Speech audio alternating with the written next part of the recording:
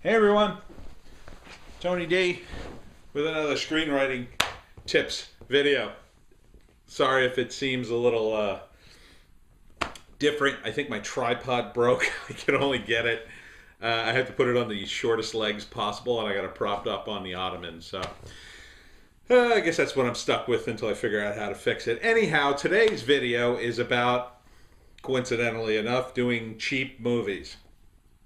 How do you write a low budget, or as they call it now, micro budget movie? I've talked a lot about this in other videos, budget considerations and whatnot, but I thought I'd put it all in one. The first thing that you want to do is create a plot around the resources and a story around the resources rather than just writing something and hoping it'll be cheap to shoot, or writing something and then trying to make it cheaply. So there's certain movies you just can't do cheap, right? If you have a movie where you need an airport scene, that's very expensive to shoot to make it realistic. Yeah, there are ways you can kind of fake it. Maybe if you have access to a small airport, maybe, and there are still very tiny airports in the United States, you might have access to one, and then you might be able to get away with it if you just have the perfect room. But it's exceedingly rare. So scenes like that, you just have to say, okay, we're not going to shoot a scene at an airport. So think on the resources before you actually write it. That's the key. Make the plot center around that. So, for instance, if you look at Clerks, the Kevin Smith movie, that's a perfect example of a low-budget movie. It all basically takes place inside the Quickie Mart, or the Quick Stop, or whatever it is, and just outside, and at the video store next door. I mean, that's basically the locations. I don't think. Are there any other? I don't know. And Kevin Smith had access to them for long periods of time. The reason that Dante shows up and the thing is stuck to the shield or whatever, that was so they could shoot at night and make it and pretend like it was the day. And they shot on the roof of the place. I mean, he had great access to one location and exploited it as best he could. So that's one of the reasons Clerks works so well. The other thing is that he had a small cast, pretty dedicated enough to, finish the movie with him, which is important.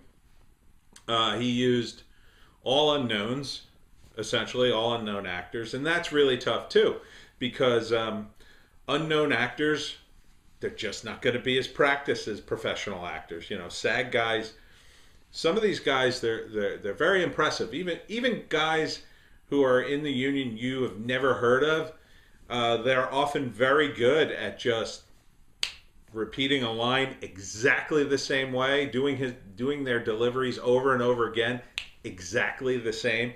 That's why they're professionals.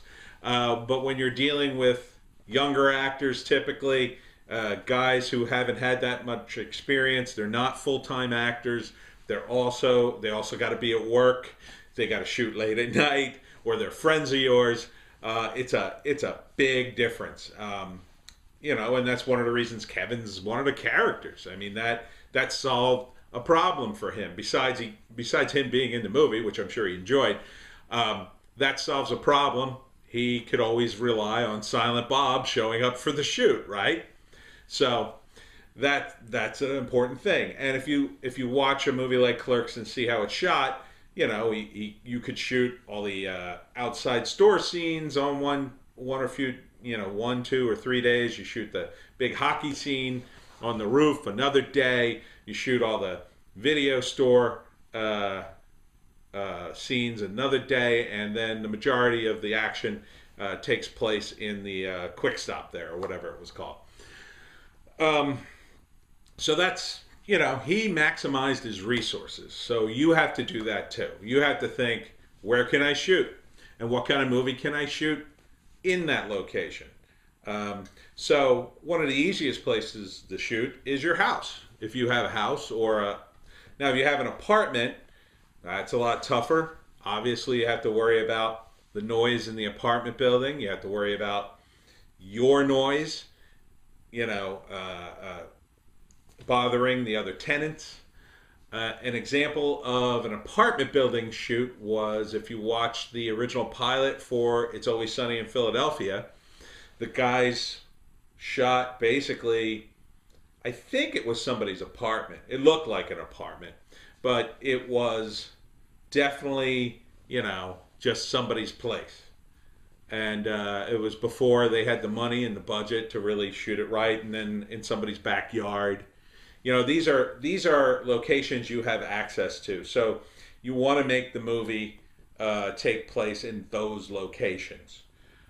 And you want to think on the kinds of movies and TV shows you can shoot on those locations. So you have to eliminate certain movies.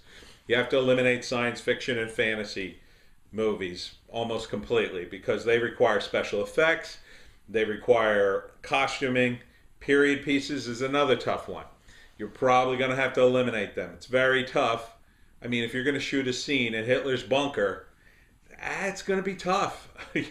I mean, even if you get a place that kind of looks like a bunker, you still need Nazi uniforms. You still need guys to do German accents or to speak in German. You still need 1940s technology and not anything after that. So that's tough. It's tough if you don't have access to it. Although it kind of depends on what part of the country you live in. If you live on the East Coast, you may have access to an old warehouse that would look appropriate, and maybe it even has some old, consoles and dials that could possibly pass as like radio, the radio in the bunker for Hitler or something. But, those kinds of chances, I've seen people do low budget movies, like low budget superhero movies. A lot of people I know have tried it. Man, it's really tough, and sometimes it just looks bad. Excuse me, I'm a little phlegmy this evening. So another thing you can do besides adjusting the plot to the locations you have available is keep the characters to a minimum. If you can do a 2-person or even 1-person movie, that is usually amazing. Now, usually it's one or the other, right? Like, they'll either do a low-budget movie in all the same locations using, a decent amount of actors, or they'll try to do a movie with very few actors and maybe a couple locations. The one that combined both is a movie with Alan Rickman called Closetland, which I think I talked about in a previous video. It's a very interesting movie. It's very good. In that case, when you have very few actors, you really need good actors. I mean, let's be honest. If it's only going to be 1 or 2 people in the movie, they better be compelling to watch. Or hilarious or whatever. Whatever kind of movie you're making, those actors better be stellar. Now, you might have access to some special effects or makeup. Like, I have a good friend, he's done professional makeup for a long time. He's done costumes. If I was making a movie, and I have done things where he's helped out on, and he's very good. Basically, if I just get him the money for the resources, he'd help me out. And so if you have someone like that, again, that's something you can add to your very low budget movie. So that's why a lot of people do zombie movies, right? If you have a guy who's great at makeup, you do a bunch of zombies. People love doing zombie movies, and they love being in them. So who doesn't want to be in zombie fans love being in zombie movies. And they don't have to act very well, right? I mean, it's pretty easy to act like a zombie, I think. In fact, there was a guy on, I guess it was Patreon, or no, what's the other one? Not Indigo, the original one. I don't even remember. Kickstarter.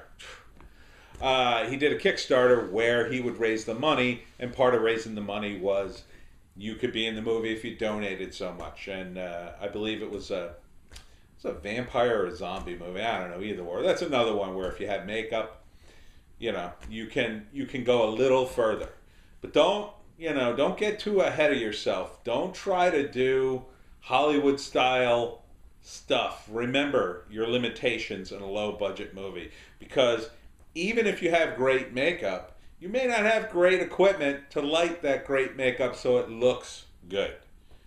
You have to rely, if you have to rely on, one of the things I learned when I was shooting my zombie thing was the reason zombies wear long sleeve shirts and not shorts, because I had gotten some zombie clothes ready, and it was summertime, and so I said, well, let this zombie will just wear shorts. And the makeup guy turned to me and said, what are you, nuts?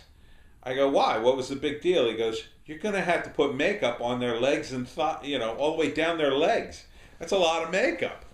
And I was like, oh yeah, I didn't think of that. That's why in zombie movies people tend to be completely covered. They don't want to have to do more makeup. They don't have to do the whole chest and arms. So that's why you have long sleeve shirts if you're doing zombies, and long pants. So you don't have to do any of the legs. You're just basically doing the hands, the neck, and the head.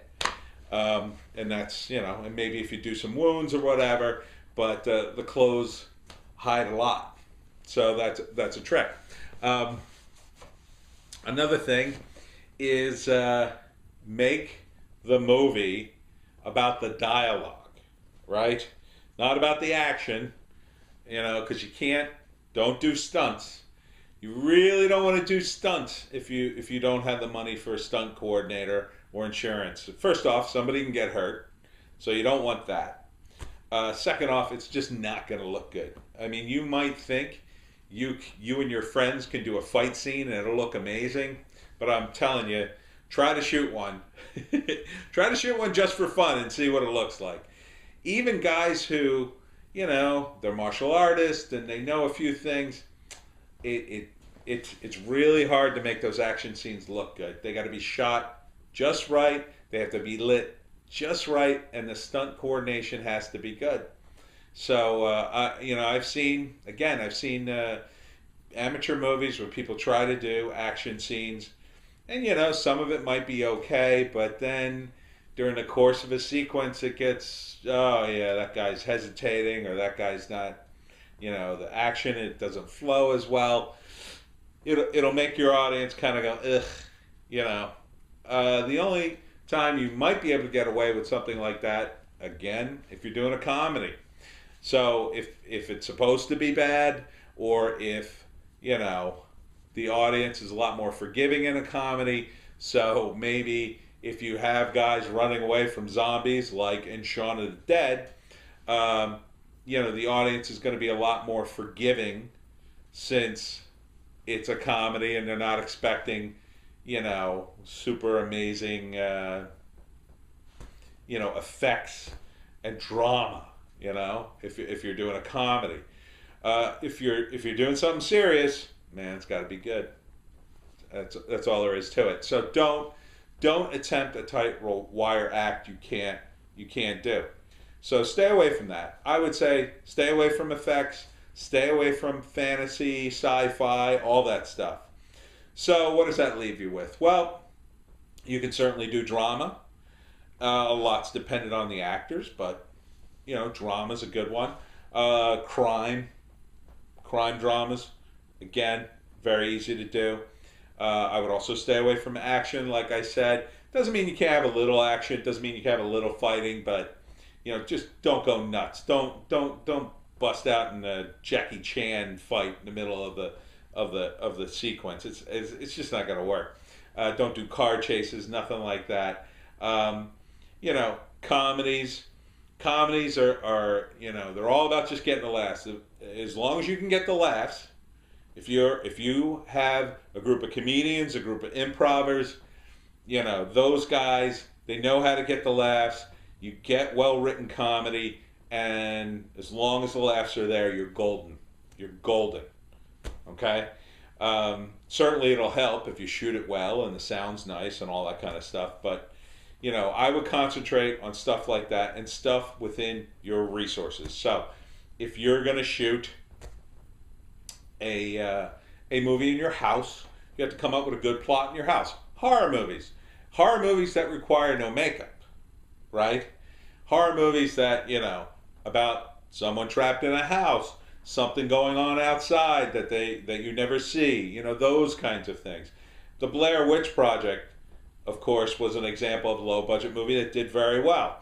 Now understand that if you write a screenplay like that, the kind of people who will buy it have very little money, usually.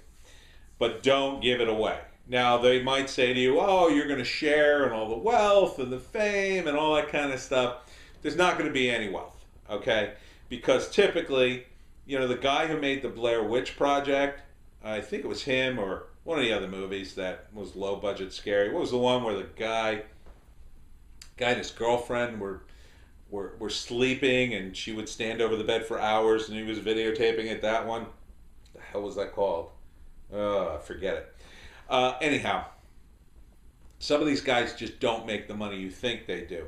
And even a low budget movie like that, to keep taking it to festivals, to get a good work print, to get it to the point where people will actually buy it, it can actually cost you a great deal of money.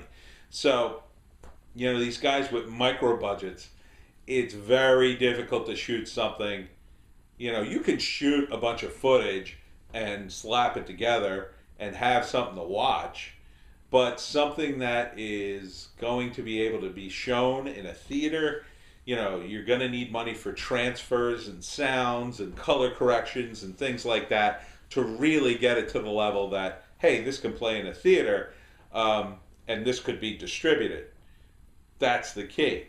And to get all that, you're probably going to end up spending a couple of $100,000 when all is said and done, at minimum. I know a filmmaker right now he's done a documentary, which, that's a completely different thing. It's not something you're going to really script as a screenwriter. I mean, you might do the voiceover for it or whatever, but, he's been trying, he's got a great documentary. He's got really good subject matter. He's been shopping it around, and it's consumed his life for 2 years. And even if he gets a deal at this point, I mean, he's about 300. I think he's about $300K in the hole for it. So it may sound like a lot of money. Oh, he got $300K for his movie. Wow, that's great. Nah, it's not a lot of money if you spent $300K. You're basically just paying everybody off, paying off all your debts, and then whatever you had left.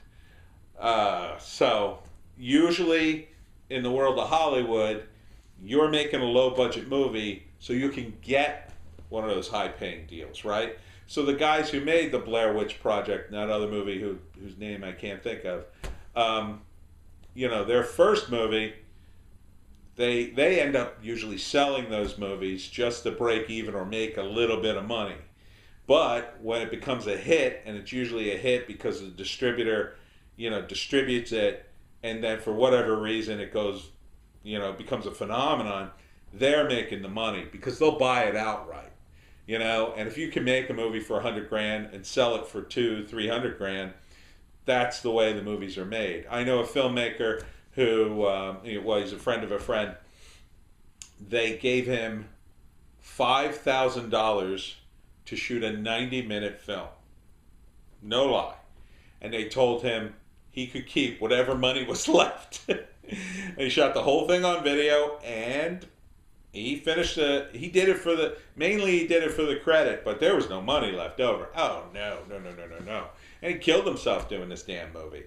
But he squeezed 90 minutes out of the footage, and, it's distributed and whatnot. And it gave him the credit, the IMDb credit, the credit for Directors Guild credit. So he had a real director's credit. And so now he's eligible for bigger jobs. So that's part of the reason these filmmakers are going to do your low budget movie. So don't give it away for free, but understand they have no money. So you're going to have to negotiate something. But what I always do is when I'm dealing with a filmmaker like that, I'm usually going to assume there's no money on the back end. I mean, that's just the reality of it. Those guys are going to sell off their movie and they'll probably be flat broke and be lucky to break even. If they're super lucky, like the Blair Witch guys, you know, Hollywood will come knocking on their door and give them a 3-picture deal, and then maybe they'll take you along for the ride, maybe. But by that time, they may have forgotten your name. They may not like you, or they may have other guys, or they may have their own ideas.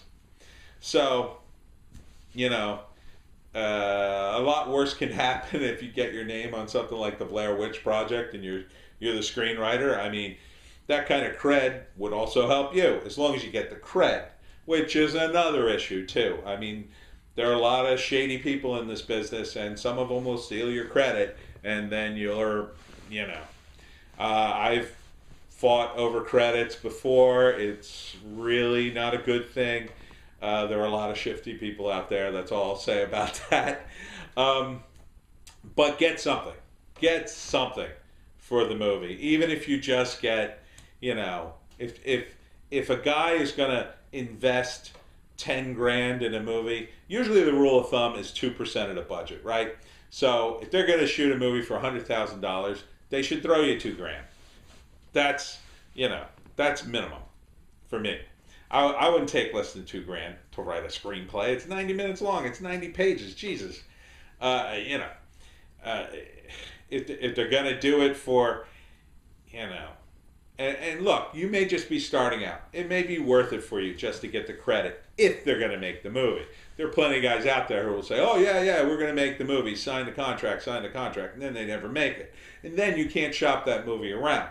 So another thing you want to do is, with a lot of these low budget guys, is you have a little more leverage if you're not taking a lot of money from them, right? So you could ask for the moon and the stars. You can ask for money down the road, but they're probably not going to get it. So instead of asking for that, you know, lock in your credit.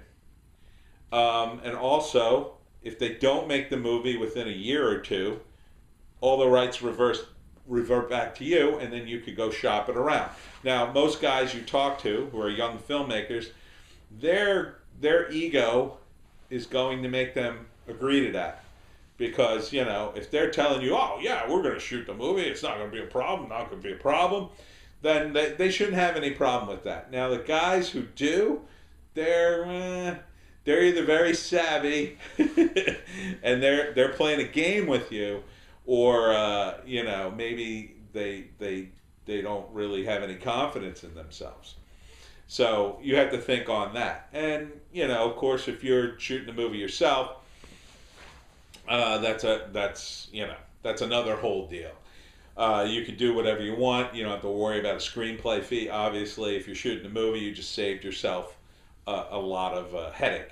I've had guys, low budget guys, approach me about rewriting their movies, which is another thing. And they'll hand me their screenplay or whatever, and it's just a mess. It's just like notes and a couple of scenes and notes like, you know, what happens here, you know, where you read the description, you have no idea what's happening in the scene, but, you know, he's writing like you already know his thoughts. That can be a big headache. I've worked with a lot of low budget guys who just, you know, part of being a creative, and especially a writer, is you make decisions. And you got to make those decisions. You got to say, this is a zombie movie. This is a werewolf movie. This is the protagonist. He falls in love. You know, whatever. You got to make that decision. He goes left, he goes right. Whatever it is, you got to make that decision. And what will happen with a lot of new creative people, a lot of rookies, they don't want to make that decision. It's too much. It's partly a psychological thing. If they don't make the decision, they can blame somebody else for making the wrong decision. I deal with that all the time. especially with clients who want me to write something for them. They'll keep pushing off certain descriptions in their story where it's like, well, we don't see that yet, and you'll just be like, we're on page 60 here. You know, you got to see it. You got to tell me what the hell this is. Stop keeping secrets. Tell me what this is. You know, that's the client being indecisive, and they think they're being clever. Well, we'll tell you at the end. It'll be much better. No. That's not the way it works. You want to tell all the secrets in a screenplay. It's a plan. It's a plan so at the end of the day, you can shoot a movie. So the people who are going to make your movie don't want to be enticed in the screenplay. They want to be instructed on what to shoot.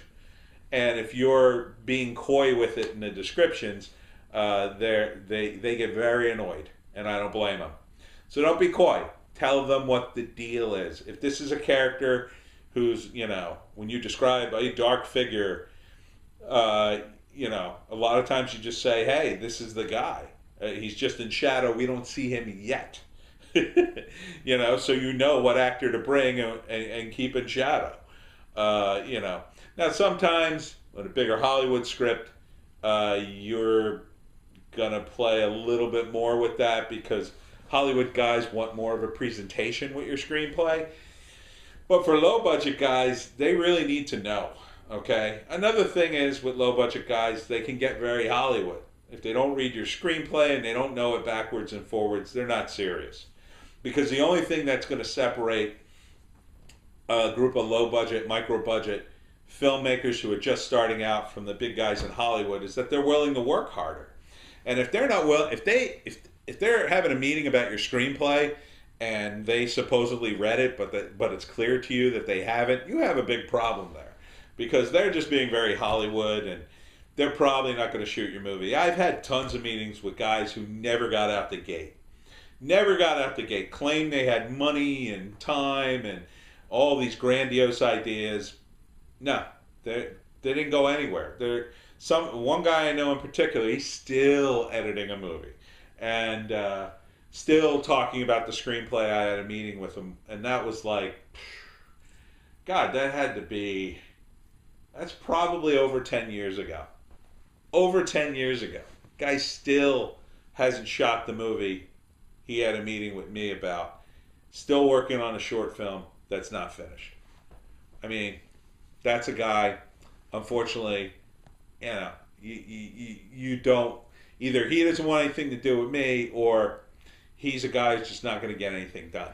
What you need in a low budget filmmaker as a screenwriter is a guy who's going to actually shoot the damn movie.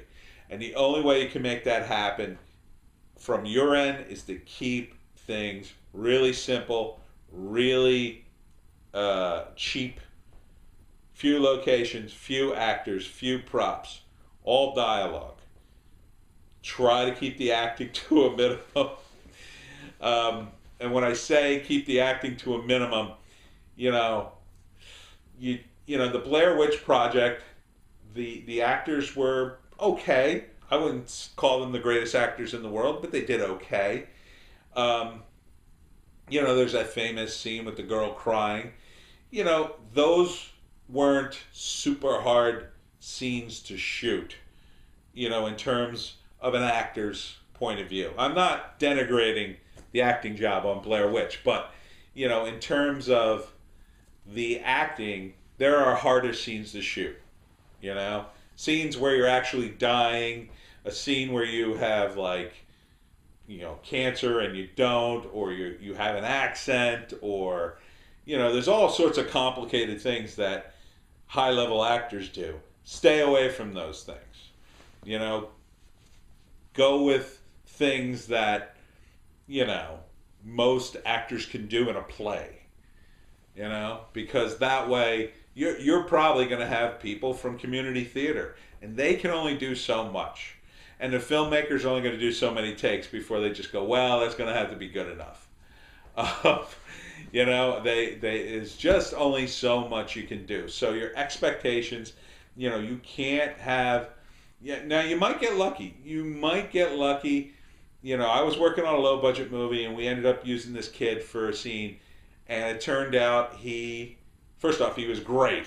He was great in the scene. Every word of dialogue was just like amazing from him. He really sold it. And then this kid went on to work in real big budget movies. You know, he was a really good actor, but that's rare. I think that was the only time. Now, I also have worked with other veterans who were very good, but not like that kid. That kid was just amazing and went on to Hollywood and went to star in big movies. So, you know, you never know, but you can't count on that. Odds are, odds are you're going to be working with people who are struggling actors, who are decent. They're going to be decent, but they're not going to be great. So don't go for, you know, giant emotive scenes where they have to act really big. Keep it simple. 3-act structure, definitely want to follow that. You want to get as tight to 90 pages as possible. You don't want to get anywhere near 125 pages. It's way too long. It's a low budget movie. It's got to be tight as hell. So you definitely want to come in right around 90, 91, 92 at the most. And really 85 is the minimum, you know, so for distribution purposes you can go as low as 85, and you know, even if you're super low, they could always tack on a longer credit sequence, or you know, they'll tack on a longer end credit sequence or whatever. So there are ways to kind of stretch things out if you need to. And very rarely you go back and you'll shoot a couple pickup scenes, you know, just to fatten it up a little bit. Very rarely, you know, with the Blair Witch and that other movie, God, I can't think of it. What the hell was it called? It's with the invisible demon and it pulls the sheet off the bed. God, I can't think. It was all done with, like, you know, laptop cameras and stuff. Oh, I can't think of it. But anyhow, later they went back and they added effects to it. So, you know, the theatrical release, they jazzed it up a little bit. It wasn't, you know, the original release was still good. It just didn't have those added effects. And I think the effect they added was when, like, the guy went flying out of the room and you could see the outline of the invisible demon. You know what movie? You probably know what movie I'm talking about. I know I'm going to think of it as soon as I shut off this stupid camera. Anyhow, that's how you make a low-budget movie. Shoot it in your house. Make it easy. 3-act structure. I wish you luck. And don't sell it for nothing. My name is Tony D. Check me out on Patreon, the Webcomic Factory for my comics, and Superfrat also for my comics. And this has been Screenwriting Tips. See ya.